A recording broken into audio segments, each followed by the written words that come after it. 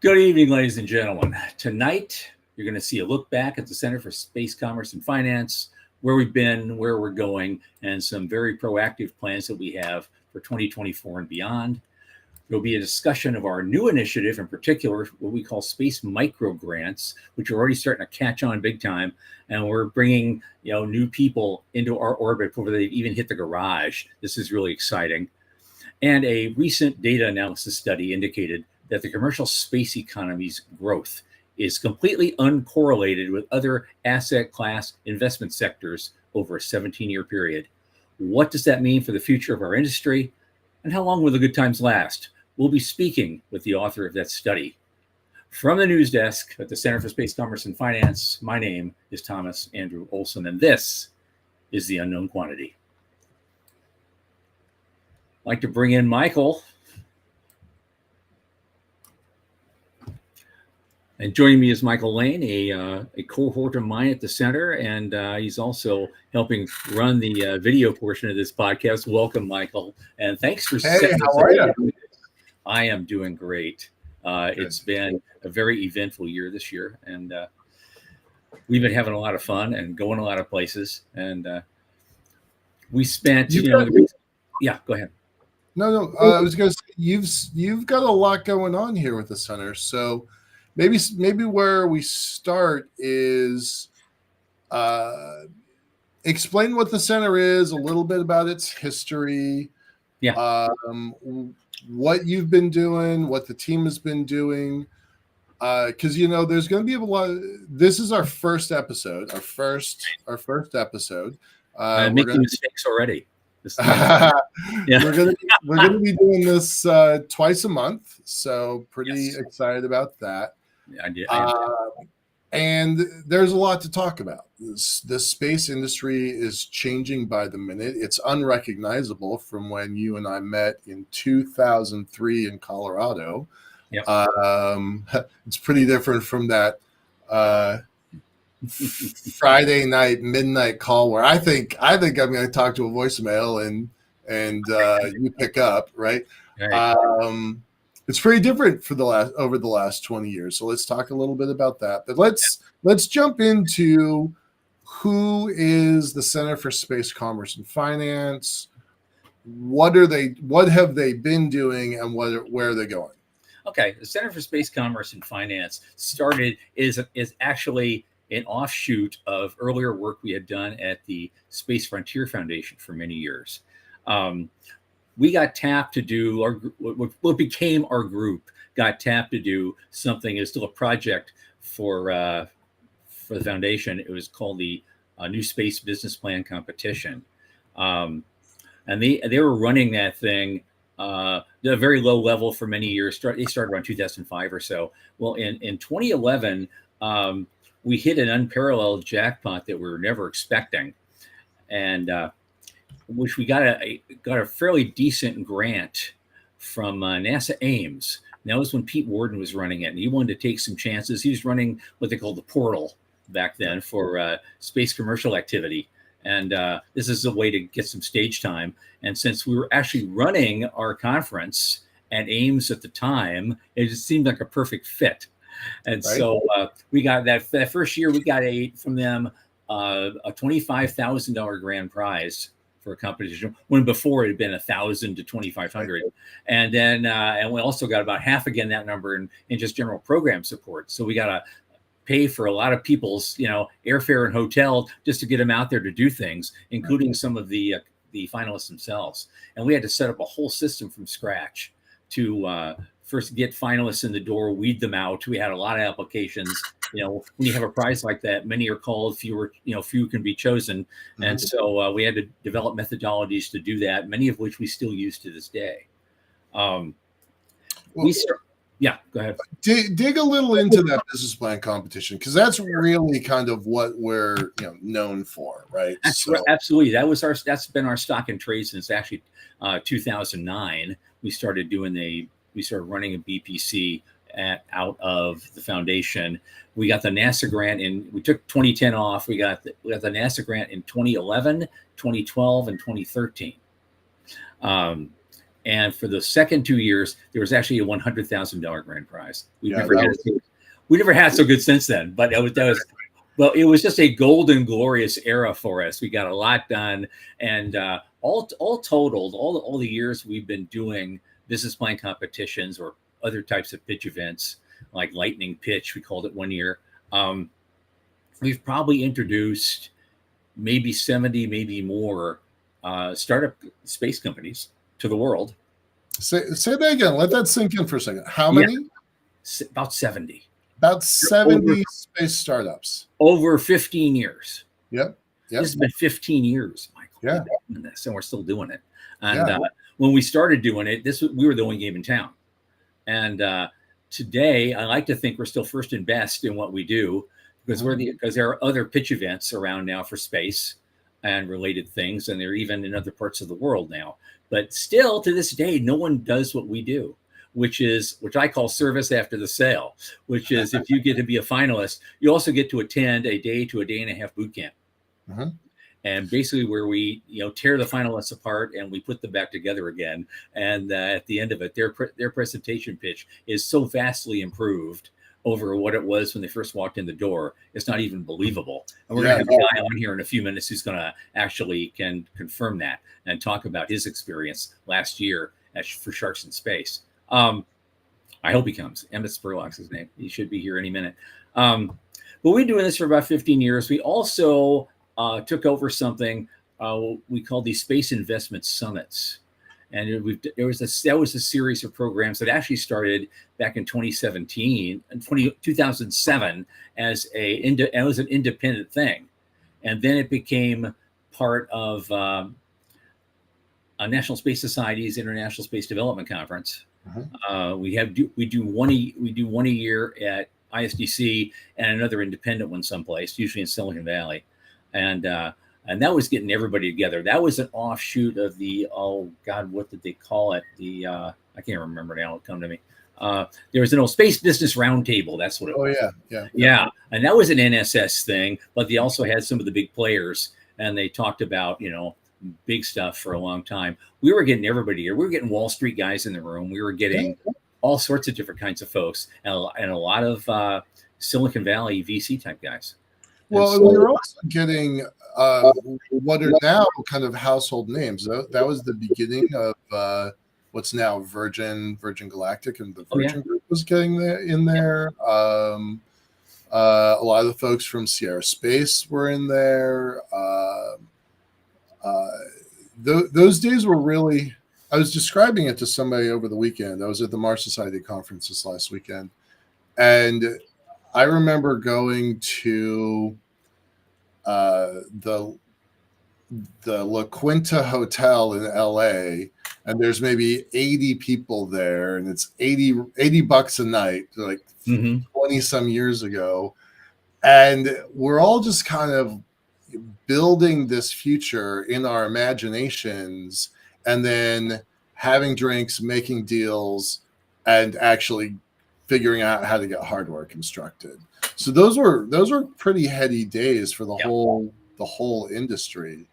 And I like to think that the work that the center has done was a catalyst of all that. Certainly the Space Frontier Foundation and the National Space Society that you just described, they were catalysts for the new world that we're in now. So, and hopefully we're still catalyzing. That was part of our history too, because after they did a major changing of the guard at the Space Frontier Foundation in 2015, and they decided they didn't want to do a BPC anymore. And so, but we had this big budget. We had this pile of cash sitting in there. It was dedicated to us that we'd gotten from sponsors and things over the years, and it stacked up a little bit. And I thought, well, maybe we shouldn't let this die. Maybe we should take a shot and say, let's split off. Let's take that cash, which you're willing to give to us, split off from the foundation to form our own 501c3 organization, which is what we did. That's what the center is now. Right. And any potential donors out there, 501c3 tax write-off, go get it. But I had to throw, naked pitch, I just had to, I can't help myself, I'm a booster. But since then we had we had some events that we were doing in 2016. In 2017, we really kicked off. We did 3 BPCs, business plan competitions, in that year, and they were associated with different conferences in 2017 alone. And then we were averaging 2 a year for a while. 2018, 2019, we also did another. In 2018, I believe it was, we also did a space investment summit in Europe for the first time. Oh, right. Yeah. It was part of New Space Luxembourg. And that was a huge, huge event. And it went over very, very well. And I made a lot of great contacts out of that I still talk to this day, over, about a lot of different initiatives. I'm getting them involved now. I just saw General Warden this weekend. He came out to the, you mentioned him earlier when he was the director at NASA Ames. I know him back from his Air Force days, and he's still advising the Principality of Luxembourg on their space missions. Good.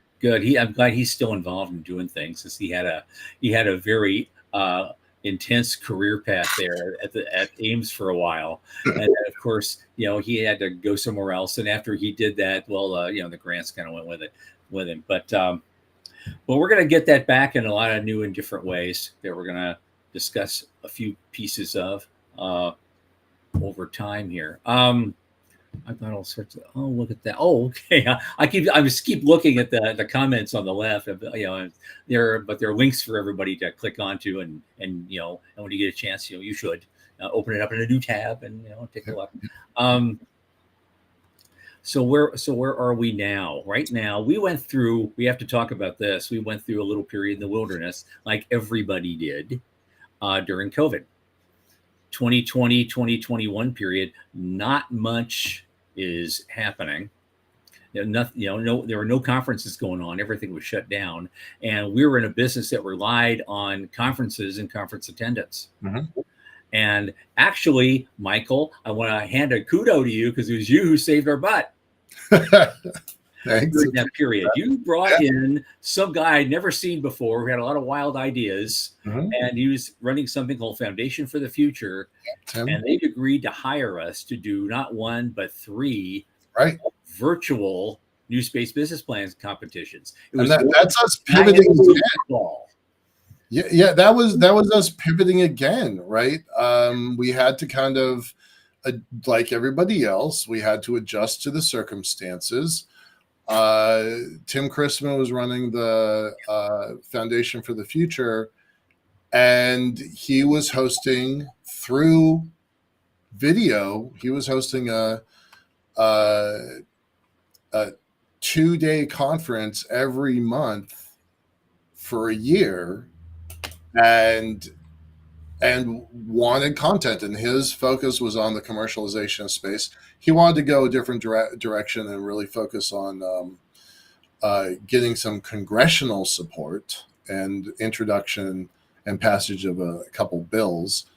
And he used that tool as a catalyst, as a lever to get himself in front of folks in Congress. And that was very effective. And what he asked me to do was help develop content for it. So I reached out to us, but I wore different hats. Like one day I'd be on the board, the Center for Space Commerce and Finance. One day I'd be, managing the conference series for Tim. So y'all stepped up. It was actually quite terrific. It was absolutely amazing. In fact, because I've been saying for years, we do have certain poster child teams from various previous BPCs that went on to do really well. Like one of those companies is called Spire. You may have heard of them. They participated in 2012 as one of the $100,000 years. But out of the virtual conferences, it was called Esper Satellite Imagery. There's this company out of Australia, and they did an incredible presentation, and they won the prize in late 2021. Since then, Esper Satellite Imagery has gotten a huge amount of angel and VC money, and they're getting contracts now. Wow, they're going to launch stuff soon. So they've done really well. So yeah, we can take a little bit of credit for that. You know, they're doing the work. Somebody we get on the show next time. We gave them the impetus and direction, and yes, I do want to get people like this on the show very soon. Yeah. So so that leads us up to now that particular period that got us out of the wilderness and kept us going. And actually in 2022, we actually managed to host a new space business plan competition as part of the International Astronautical Congress. It's like the Super Bowl of space conferences, right in Paris. God, that was fun. I was hoping to do it again this year in Milan, but it's not going to. The timing was off. It wasn't going to work out. But we're all geared up for next year in Sydney. Yep. And we already have boots on the ground in Sydney between Esper Satellite Imagery and Jason Held, who was one of the contestants in 2012. Yep. He's down there doing a whole bunch of stuff, and they have their own accelerator that they're doing, and they can bring a whole bunch of people to the table that can help us get that thing rolling and boost it everywhere. And the entire investment community down there is going to show up. Okay. So I'm really looking forward to I think it's late September. And in Sydney. So that's what we're doing for that. Now we have, since we've been rebuilding the center from scratch, I got to throw this in. What happened was I got a call from an old friend last October, and he was the one who offered to really help hit the reset button on what we were doing. And he started in with a pretty significant donation. He's also agreed to match the next $200,000 of donations that we get in the future. His name is Bob Werb. He's an old dear friend, and he's also he's on our board now. And but he was also one of the original founders of the Space Frontier Foundation. I was the board chair for many years. He has been a pioneer since the beginning. Absolutely. Wonderful, wonderful guy. And so I hope he sticks with us for a long, long time. Right. And it's all about what you can give or what you can get, and we're all doing our best. And Bob is a huge help. Thank you, Bob, if you're listening. So that brings us up to the present day. What we've been doing, we've been revamping our website an awful lot, and to reflect the new initiatives that we're doing. One initiative that we're doing is this podcast. We're putting this podcast out, and we're going to keep talking about every kind of conceivable topic in new space business, new space finance, and anything that might be related to it. And we're going to get a good example of that really shortly. Speaking of which, Emma is on the call here. Yes, so I know. And we are now segueing into the next segment. Perfect. And that is the other initiative that we're doing called Space Micro Grants. Now, we took a page from an organization called the Awesome Foundation. At least loosely took a page from them, in that they have these chapters all over the country, and they do all sorts of things. And awesome health, awesome food, awesome kids playing, awesome everything. Everything's awesome to them. And they also raise micro grant types of funding, and for people doing all sorts of interesting things, and in social networking and the arts and all sorts of things. And we didn't go straight with that and we could have just done awesome space, but I think we would have ended up being a small voice in a very large chorus. And so we thought we'll make some tweaks, and we'll initiate this ourselves and we want to be ourselves integrated with the space community in particular. This is who we are. It's what we do. It's our goal is to champion space startups. And so what a better way to do this than to actually start from the very beginning, before some of these folks even hit the garage. You have an idea you've sketched out on the back of a cocktail napkin, and it sounds really cool. And you'll get some early feedback is what's going to happen. It's what we offer to help with. And we've already we've initiated this. We actually have two separate pages that this is on. They're exactly the same. You can do the one on the center's website. There is also an independent one, spacemicrofunds.com. You can go to. They're exactly the same. They have a nice little application page. And you fill out the application page and you hit the button, and that's it. And it comes in my inbox over here. And so we've got about a dozen so far, and they all look really good. So making the first choice is going to be fun. And they're $1,000 micro grants. Okay. And we're going to be awarding the first one close to the end of this month. So who's eligible, and what do we hope that they accomplish with this $1,000? Well, that's the Well, that's the whole thing. We're doing this we're going out and winging a prayer too with some of this. We're doing this no strings, no specific things that you have to do. You can spend $1,000 if you wish. No strings attached to this. Yep. So you can buy office supplies with it. You can pay someone to design your website for you, or you could just take a few days off work to finish writing your business plan. However meaningful that is to you.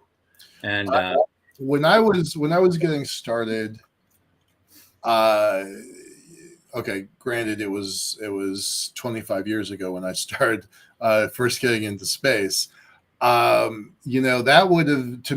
would have been business cards and collateral. That might have been a flight to maybe California for one of the conferences, and a hotel, and that would have been enough, right? That would have been enough to kind of get a ball rolling. Now, we don't have any deep expectations that somebody who's applying for this micro grant is going to go out and start the next Blue Origin. They're not going to start the next Axiom, but maybe they are, right? Maybe they are. You never know. You absolutely never know. Yeah. Okay. But with us to talk about this some more is Emmett Spurlock, and I want him to come in now. I guess if Leah can help us with that. There we go. There he is. Hey, guys. Hey. Emmett, how you doing, man? It's been forever. This is Emmett Spurlock, ladies and gentlemen. He's the Chief Operating Officer of the ZC Institute, and ZC stands for Zero Carbon. They're working on an alternative energy program that sounds really, really compelling, and they were a finalist in last year's Sharks in Space competition. So two things I want to cover with you, Emmett, is that first off, what happened was after everyone did their presentations and the judges went off to deliberate, this guy comes up to me, I didn't know who he was, and said he wanted to sponsor a $1,000 prize for the, as an audience, populist vote for whoever they thought was, the best presenter that morning. And they got that to happen. And his name was Tim Dodd, and he's also known on online media and in Twitter and everybody as the Everyday Astronaut. And so he's got a big following, and he set this up all on his own. He approached me and said, "I want to do this." "Oh, sure, please, this would be great." And it turned out it was ZC Institute that got the $1,000. How did you feel about that? And what'd you do with it? Well, first of all, it came as a total surprise because when we went to the competition, we knew that the target audience was going to be VCs and looking for programs that can have a quick return on investment. And we knew that ours was going to be a long shot because we're looking at more of 3 to 5 years just to start getting some revenue coming in. So when they came out and had the audience's choice, and they announced us, all the folks we had there was Greg Hodgkin, my CEO. Plus, we had our CSO there and her husband. We were all just sitting there. We were looking around like, wait a minute, that's us. How the heck did we win this? And it was like, we were just like, woohoo. And we all, at the time, my co-founder, he was dressed up as Zephram Cochrane. Oh. And so you see him jumping up and down. And it was a special moment for us because it's one thing for the judges to pick the winners, but then having your peers come out and say, "Hey, we think what you guys are doing is fantastic," even though some people might say we are crazy, that our ideas like there's sci-fi and there's sci-fi, and the fact that we actually have a chance to make this actually work, and people recognize that felt damn good. Now, you asked, what do we do with that $1,000? Well, we used it to pay off some of our bills because we're still bootstrapping things. Yeah, absolutely. And it helped to offset some of the costs for us to go out to new worlds. And then also helped us go out to, where was the next one? There was another space conference in Los Angeles. So went out to that, and they used some of the money for that as well. Yeah. But every little bit, when you're a startup, every little bit helps. Absolutely. I mean, I don't know you that well, right? I don't know you at all, really. So what stage were you at when you were in the audience? What stage were you at when you were pitching for the business plan? Pre-seed. Pre-seed. Now, we just hit our 3-year anniversary just a couple weeks ago. Okay. And we were fortunate that we had one angel investor gave us a small infusion of cash, which kept us afloat. But we were there at New Worlds. Again, we were still a pre-seed. That was our second year going. The first year it was, we had heard about it and we were invited to it. We said, all right, let's go check it out. Last year we went, now we're a known commodity. Right. So then we saw a lot of people that we saw beforehand, Tom being one of them. And it was so that's where we were, and we still are trying to get that first big tranche of cash coming in. But right now we have made so many advances in the last year. It's amazing. It almost reminds you of Moore's Law, with computers. Like every 18 months, it doubles in speed. Yes. We went from 1994, where they said is all you need is dark matter, and you can achieve what we're trying to do, to the point now that it got down to saying you need 1/10 the mass of the sun, then down to the size of the Great Pyramid of Giza, and now it's down to a can of Coke. And we are really close to actually making that happen. And so we've done all the theoretical pieces of it. We've run it through some modeling and simulation, and we've got our engineers which are chomping at the bit to say, give us some money so we can get some equipment, so that we can actually go in and actually do the proof of concept. So I'm a little unclear. What would you say your elevator pitch was? What are you trying to do, and what got the audience so excited? Well, I'll say we've had a couple different things. One that I like that we've done beforehand is to cater to two different markets, to two different age groups. One age group that grew up watching Back to the Future, we say is Mr. Fusion. Okay. At the back of the car. And people, a little bit of older age will understand that. And then for the younger generation, we talk about Tony Stark, the Iron Man arc reactor. Right there. And so they can resonate with that. They can understand that. And so we're saying it basically is that's what we're trying to do. Now, I should say trying to do. That's what we will do.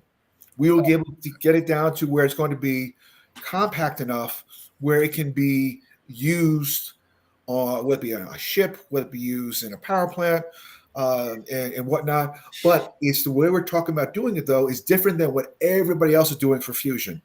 Everybody else has always been, we're 20 years away from fusion, and every 10 years it keeps saying 20 years away. We actually could probably be within 5 years. Once we get that proof of concept, we could probably be within 5 years of actually having fusion, where it's not going to be one of these giant labs that we have out of at CERN, Lawrence Livermore, or others. We could probably just actually come to that in a small laboratory based on all the research that we've done and whatnot. Gotcha. That would, I loved Back to the Future. I loved Iron Man. I can imagine a world where portable power changes everything. We have in the Defense Department at Space Force, they have a phrase that goes something like, "Power in space means power in space," right? So if you can have any amount of energy in a compact form, it changes the dynamics of everything that we do on orbit and down here on the ground. So I can imagine the audience was pretty excited about that. Yeah. We still got a couple minutes before the other folks come. We're going to see the next segment. Until then, though, Emma, since you were taking part in the pitch event that day, you also got to spend some time the day before, in and out at least, of our boot camp that we did. I'd like to wonder if you wouldn't mind sharing your thoughts on that process. And well, I will do that. But I must say is I also attended the boot camp in 2022. Okay. where Yes, I'm just walking around in the hotel spaces, and someone comes up to me and says, "Oh, are you here for the pitch competition coaching session?" I looked around like, "Sure, I'm here for that." Yes, I am. So, hey, you think I'm here for a pitch competition? Yeah, sure. And it was just, that's where I met Tom. And he was sitting in front of me along with Jeff. What? I forgot Jeff's last name. Kruken. Thank you. Yep. And I'm sitting back there taking notes because I knew we weren't going to be able to pitch that year, but at least I wanted to talk to the experts, such as Tom, to get an idea of what do we need to do to improve our pitch.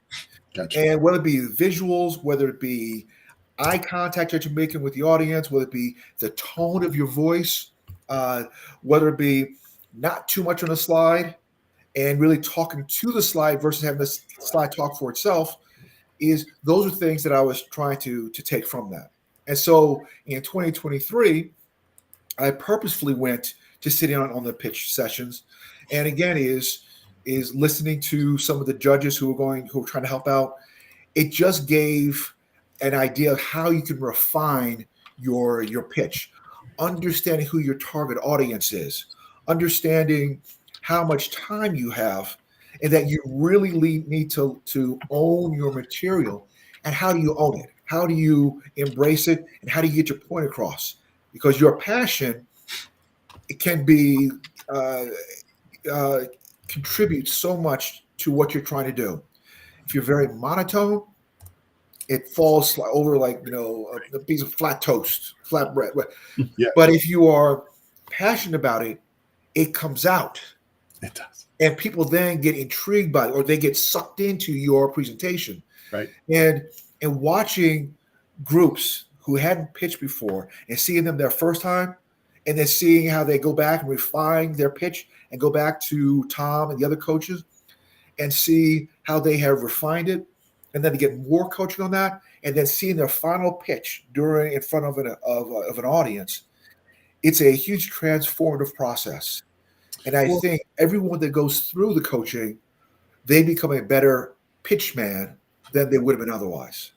That's as Tom talks about, that's some of our secret sauce, and he calls it the service after the sale, right? That it's not just about, all right, so just so you know, kind of the back end, we put out this call, there's a funnel, a lot of people show up and they have kind of honestly mediocre business plans, and they send us an executive summary, and we whittle, I'm going to just make up numbers and keep it simple, but 20 applicants will come in, we'll pick one, and then 3 weeks or so before we all meet up, we'll call them, we'll talk to them, we'll have a couple, 2 or 3 sessions of virtual coaching before they even show up in Austin.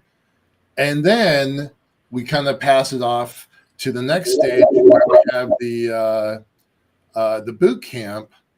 And so we see these really raw, often terrible business plans. And then Tom and I and Jeff, and then usually a couple others, sometimes Megan's there, sometimes Michael Mealing's there, will all look at these just kind of truly dreamer state executive summaries, and then this one could do something, this one could do something, this one, and there's a little bit of Goldilocks where we're trying to find the one that's just right, that has a good idea, has a good team, has an interesting business that is both space scalable, and it could lead to something big in the future.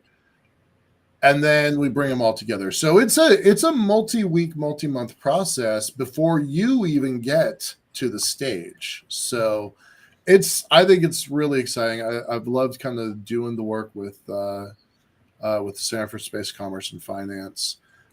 We only have just a minute longer with you, Emma. Is there anything that you would like to say that kind of was there an aha moment, a eureka moment? Was there something that felt particularly useful or powerful out of that whole experience? I can't say there's just one thing. There's probably a number of things, but from my perspective, is as when we were watching people that we would talk to, either officially in the pitch competition or more so in the events leading up to it, is you see people who are naysayers, and they're saying your idea is, I hope I can say this, batshit crazy. Crazy. We've all done that. And then they start but then once we get them to listen for like 2 minutes, and they come back and start asking some questions, and when they come back and they don't say you're wrong, they say is you're not wrong. That is huge, because when you're coming from very cynical people in the scientific community, when they say you're not wrong, that is huge, because then they're saying is you've got something going here potentially. Mm-hmm. And that part was for us, it was like, yes, all this work that we're doing is paying off, because people that we either have met casually beforehand or for the first time, and they're giving their feedback, that is empowering. Now, granted, we get probably more than anything, sometimes a lot of naysayers, but says, give us 2 minutes. And we just says, just listen to us for a minute. And then they come back and they almost have an epiphany, which then reinforces our thing of, you know what, we're doing this the right way. And so that's what, for me, is whenever we talk with someone new and you see the excitement on their face as well, that drives us. Yeah. It's always like, and it's an old story. You've always heard there's 3 stages to an idea. It'll never work. It will work, but it's way too expensive. And I knew it was a good idea all the time. I was behind them all the way. and on that, we got to go to the next segment. But Emmett Spurlock, thank you so much for coming and sharing your insights. It's been a real treat, and happy to have you on this first inaugural program of The Unknown Quantity. Thank you for having me, guys. I do appreciate it. Take care. Bye-bye. Okay. Next up, a very interesting thing happened just a couple of weeks ago. A paper was presented with lots of lovely analysis and a lot of data. And it showed that, interestingly, the commercial space economy's growth is completely uncorrelated with any other asset class investment sector over a 17-year period. And so what does that mean for our industry? And as I said before, how long will the good times last? My guests to discuss this tonight are the author of the paper herself, Megan Crawford, who is a partner and principal at Space Fund that produced the paper, and Michael Mealing, a partner and principal from Starbridge Capital. Welcome, guys. How you doing? Good. Great. Thank you for having me. Oh, God. Well, thanks for being here. This is a great thing. I don't know who else is really discussing this topic, but I wanted to make sure somebody was discussing this topic. It's just us 4 nerds. It's damned important.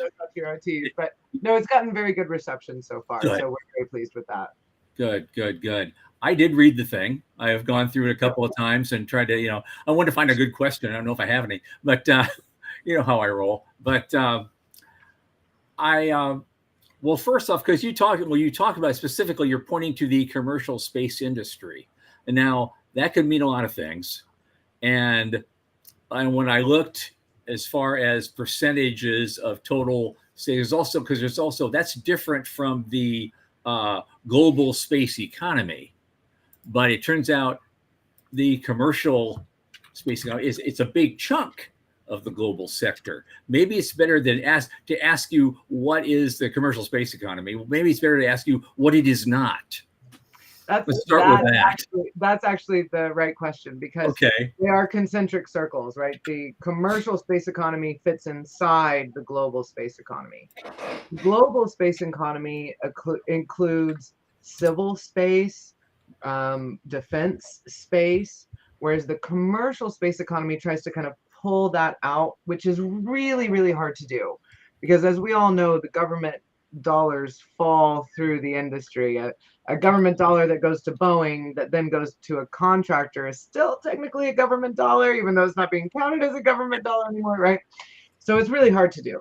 But the commercial space industry is meant to be an approximation of the space industry that sits outside the government realm. Okay. All right. I know what you said there. Sometimes somewhere in there, it says like, 20% of the money that's going through that industry is government sourced of one kind or another. When we start talking about this double counting, it could be as much as 60% in reality, right? Like, I don't think anybody really knows the answer to that. I'd be fascinated if somebody could figure out how to find the answer to that. That would be probably more exciting than the paper we're here to talk about, if somebody could actually figure out that number. But I was assuming that at least most of that's probably defense dollars, because they have a budget that's 40 times the size of NASA's. So I mean, there's we always talk about the NASA money that drips through the system.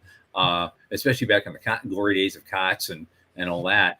Now they're a customer of SpaceX once in a while, but they're still building SLS. I don't want to go into that. That's another story for another time, obviously. But so how of that big chunk, how much of that you classify as new space as we know it, or is it all one thing? It's not, and again, there's some really fuzzy pieces here where the aerospace primes end and where the space startups begin, and then all the kind of medium-sized companies in the middle, and how the dollars are flowing from one to the other. But I would say that the majority of the growth that we see in the commercial space sector is down to the startup side. Yes, some of these medium and larger enterprises are growing at kind of just barely above inflation rates, but the real growth, the real kind of hockey stick that we're seeing in the industry is coming from the startup sector. Okay, cool. That's good for us, and it's good for everybody who's investing. It's good for Space Fund. It's good for Michael. Michael, I want to get you into this. I want to get your thoughts on the whole thing, because I did see that graph in the thing where it showed that the other asset market sectors, they were varying widely during this period. And while there were ups and downs in the commercial space sector, they never dipped below, nothing, and, or go into negative territory. And so it's a slightly, if you drew a line through it, it'd be a slightly uphill, graph the whole time. What do you think is happening here? And why does space sector seem to be less likely to suffer all these slings and arrows, even after 2 black swan events in the last 17 years? Right. Well, I think it's useful, first of all, to kind of, for people that are listening that aren't either significant public markets investors or even private equity investors, to understand why being uncorrelated is an interesting and good thing from an investment standpoint.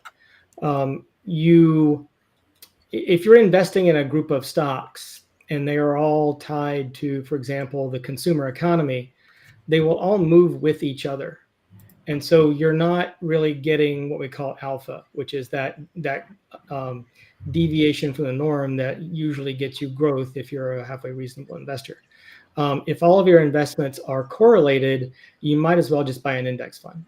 And that way you get rid of any of the risk that's associated with any specific pick you might get. What you would like to have is a set of stocks that are uncorrelated with each other. So when one particular segment is down, the odds are pretty good that the other part of your portfolio is not also down at the same time. And by being uncorrelated, that's what gets you that diversified portfolio. If all you're buying are shoe stocks, when shoes go out of favor, you're going to get screwed. You're not going to be able to keep your portfolio together. At least Starbridge's theory, we have two kind of data points that lead us to believe that it's uncorrelated, and that was one of the reasons why we created Starbridge. Is we kind of knew it was uncorrelated to the start, but never really had the time to do what Megan and her co-authors were able to do, and we definitely appreciate it. And we're out using her paper when we're talking to LPs, which is good. Right. So there's two things. I also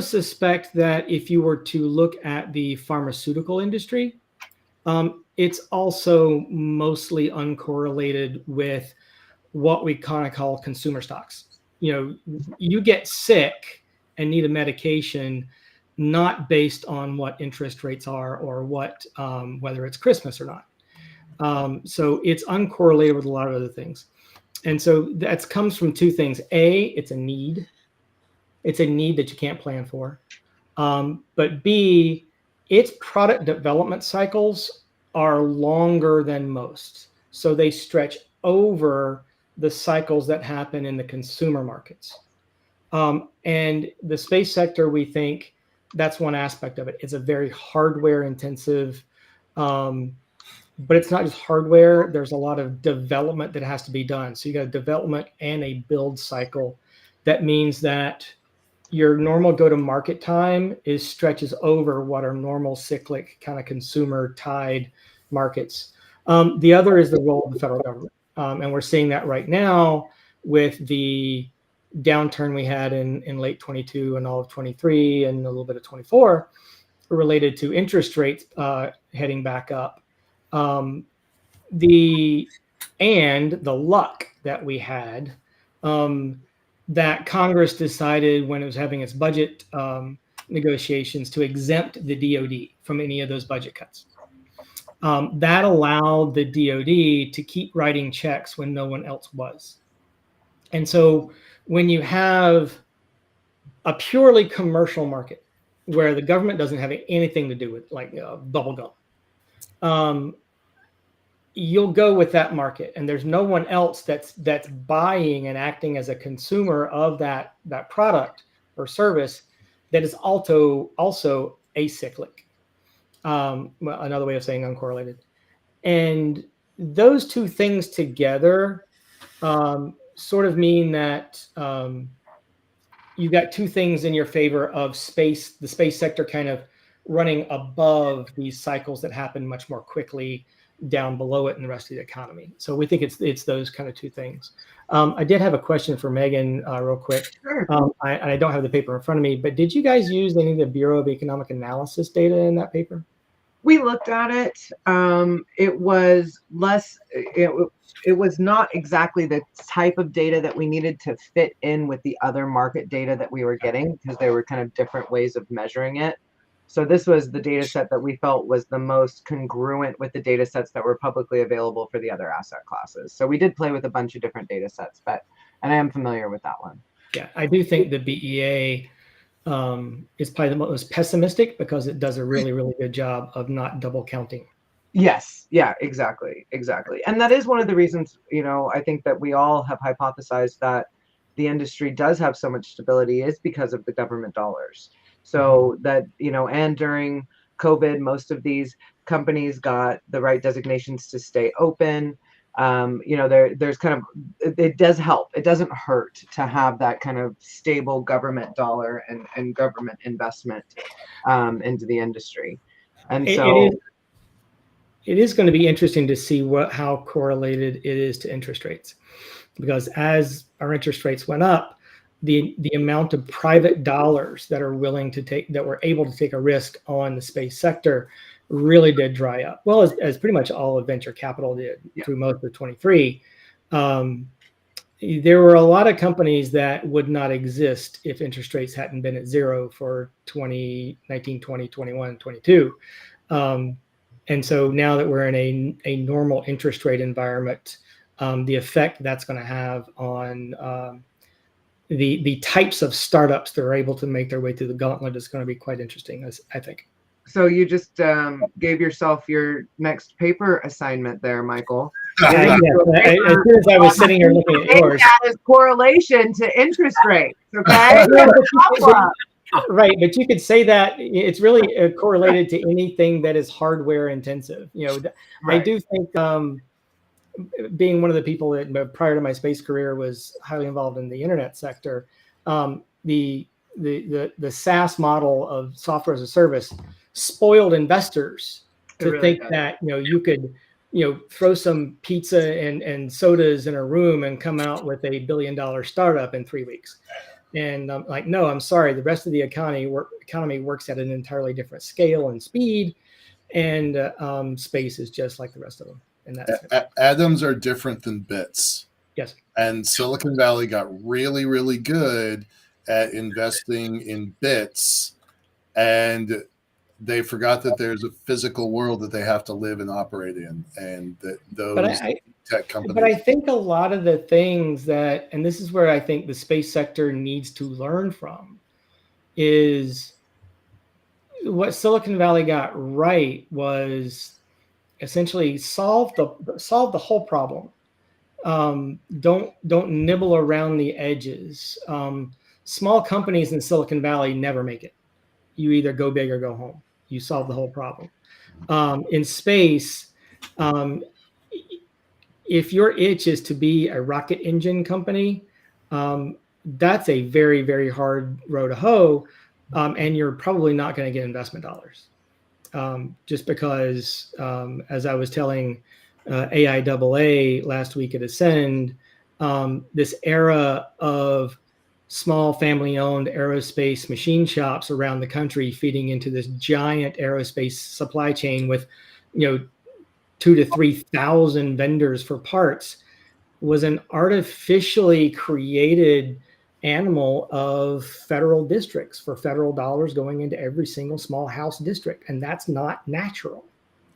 And I think what we're seeing in the space sector on the commercial side with these bigger companies being able to do what SpaceX has done and integrate, look at Rocket Lab. I love their IPO because they rolled up their entire supply chain, which is what you do. Mm-hmm. So. Well, that kind of raises the question too. I know Space Fund does a lot of research into a lot of different things, and you have a lot of databases that you allow people to peruse. And when you were speaking of the rocket companies, I just wanted to bring that up for a second, Megan, because last time I checked that, and maybe the number has changed, but there is something on the order of 116, 120 different 183. 183 rocket companies. Launch companies. So this includes non-rocket launch things as well. So so launch companies, not just rocket companies. That's a whole lot of startup launch companies. Okay, so someday there's got to be a shakeout. How many of these things do the world really need, and how many are going to make the cut to actually go to another level and actually provide some value in wherever they're working? Well, not to plug myself too much here, but according to the paper I wrote in 2019 on this topic, we estimated that 20 would thrive. Maybe more of them would survive, but that we think 20 will thrive. And that's mostly due to governments wanting their own national capability for launch onshore. So you'll have 1 or 2 in the UK, 1 or 2 in Australia, 1 or 2 in Japan, right? A couple in India probably, and the U.S. government is looking for resiliency. They want multiple onshore launch options that are American as well, and so that's where you're going to get the redundancy. The market doesn't have enough need for even 20 rocket companies to survive without the government customer needing that strategic capability. Well, yeah, when I saw lists like that, though, those same companies over and over just keep piling up and piling up, piling up. This is how my hair became the way it did. I mean, reading that thing, it was it was pretty horrendous. And I said, what is going on here?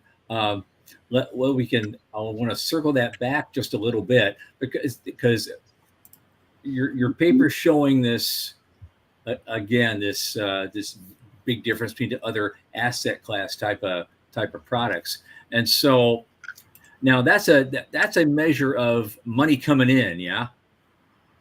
It's the total size. So total revenue of the industry is revenue as well. Cause I was going to say, is there going to be a future study of, actual value add or rates of return, for example, compared to other markets? I would love to have a big enough sample size of exits to do such research. And as soon as I do, you better believe I'm going to do that research study. But we just don't have enough exits yet.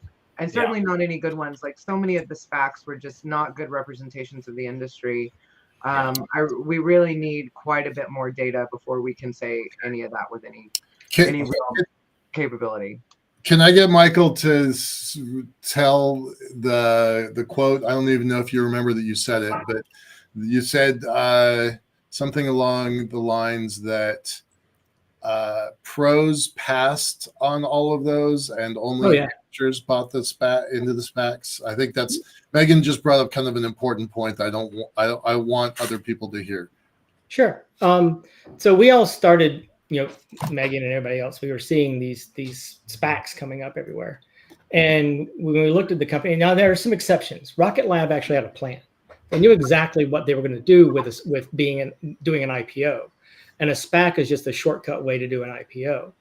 But a lot of the other ones, I would say that the vast majority were companies that the VCs had passed on because either the market was too small, margins were too low, various different reasons. And when they couldn't raise money through venture capital firms, they would go out to individual family offices and high net worth individuals, which is where you go to next. And hopefully you'll find somebody that doesn't know the space sector and is kind of fooled by your projections.